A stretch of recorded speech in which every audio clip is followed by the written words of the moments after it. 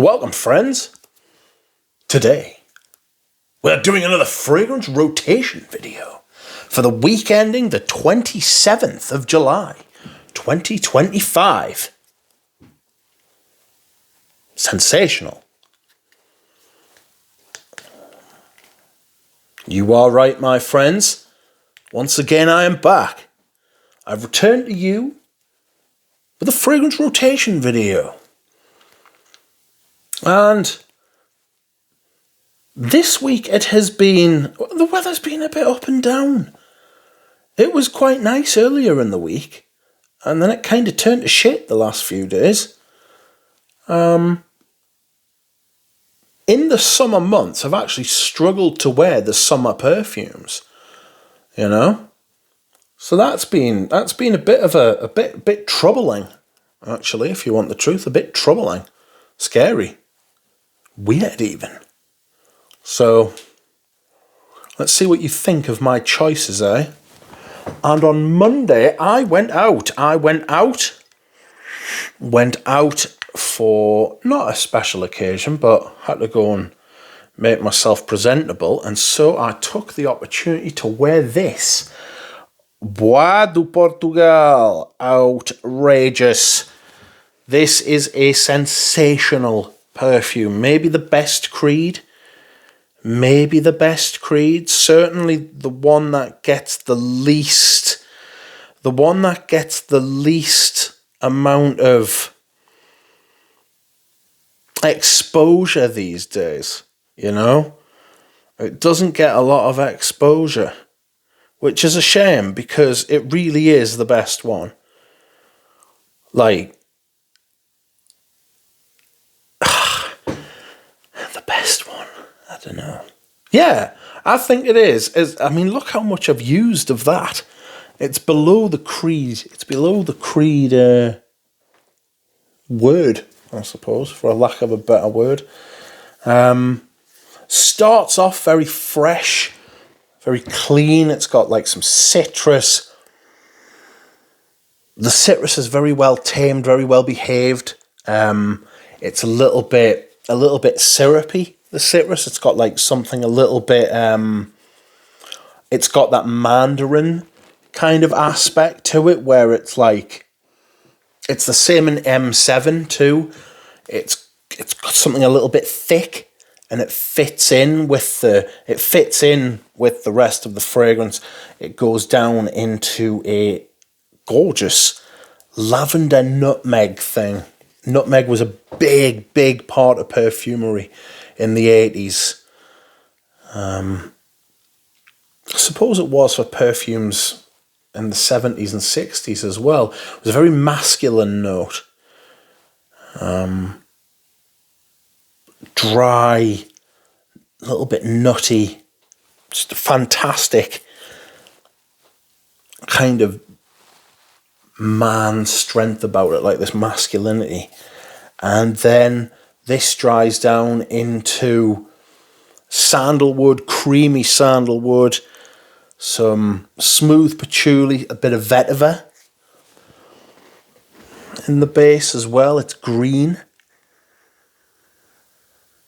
Fresh, creamy, smooth. An absolutely fantastic perfume. Totally underexposed. Excuse me whilst I hydrate.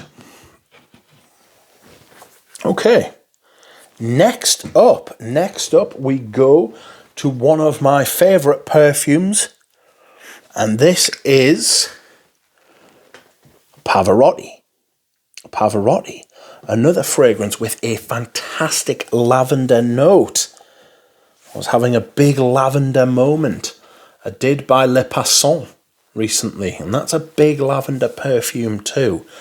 And I also ordered some materials. I've got a few materials which landed. I might do that on stream, or a talk about the materials rather than do a video on them, you know. Not much more I can say about Pavarati. I need to be able to review it at some point without it being a completely redundant review. So I have talked about Pavarati many times, and no doubt I will mention it on this channel, on this series, many times in the future. I've already used a sizable amount of that bottle. I lay that stuff on thick. I don't think you can wear too much of that stuff because there's nobody who doesn't want to smell it. Okay, continuing the lavender theme. On Wednesday, I wore one of the great niche lavenders, and this is Invasion Barbare. Barbare. Let's turn that around. There you go. Got this fetching little tassel, you know. This came out in 2005, which is a surprisingly long time ago. 20 years, even. That's terrifying. Came out 20 years ago. This is a violet leaf, lavender. I get a lot of coumarin, what feels like coumarin, or like a hay type thing. I get a lot of hay from this. And I'm not sure where that's coming from. It could be the lavender. It's like dry, brittle lavender to me. It's not like the lavender in Bois de Portugal where it's like creamy and thick. This is dry and dry, little bit dusty maybe. Feels like there could be some tobacco in here. I don't think that's listed.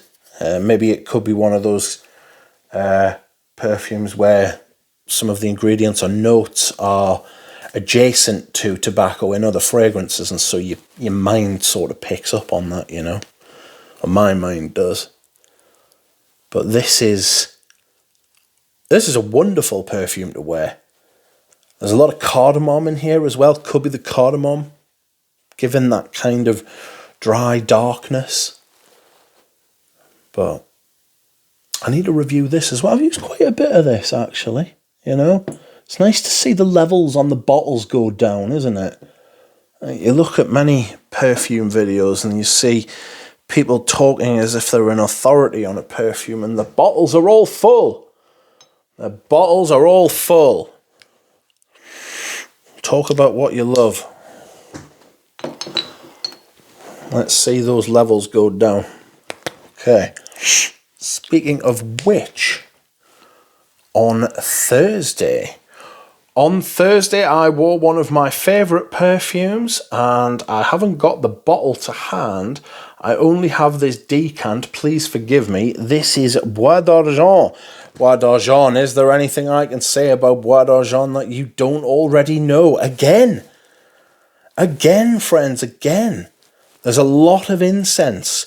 There's incense and myrrh and honey in this. But they're all very, very smooth. They're all very smooth. There's a little bit of greenness in here I get from like maybe the patchouli. There's patchouli in here too. Maybe it's like the myrrh might be a little bit green. Don't know if you've ever got that from myrrh before.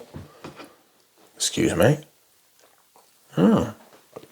Whilst I hydrate.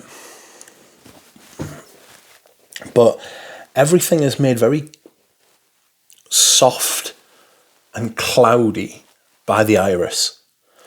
The iris in this is wonderful. It's one of the best fragrances of the 21st century. I am convinced. I don't care if they're using high-end materials or low-end materials. It's about the composition. It's about the finished article. And it's about what the perfumer, in this case, Annick Minardo, is capable of. I did do a video comparing the eau de cologne versions I've got with this eau de parfum. So if you're interested in seeing what the differences are, you could give that a watch and see what you think. They're both very good, you know.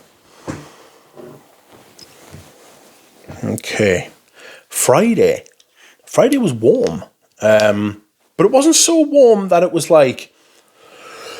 it wasn't so... Excuse me. It wasn't so warm that you could just, like, walk about in a t-shirt. Which is a strange thing to say. I live in England. The weather's just... I'm sure the English will know what I mean. So I wore something with a little bit of strength, and I think I just wanted to wear this in general. This is Hom de Gres. Hom de Gres by Parfums Grey.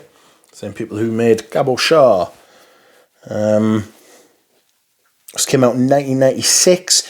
Made by Gerard Anthony, the man who made Balenciaga Pour Homme. This is the right perfume at the wrong time. Should have really been made 20 years earlier, maybe 30 years earlier, you know. It's an incredible chypre fragrance. It really is. It's got an incredible bergamot at the top. It has sandalwood and neroli, and then in the base it has like a jasmine oak moss with a hint of peach.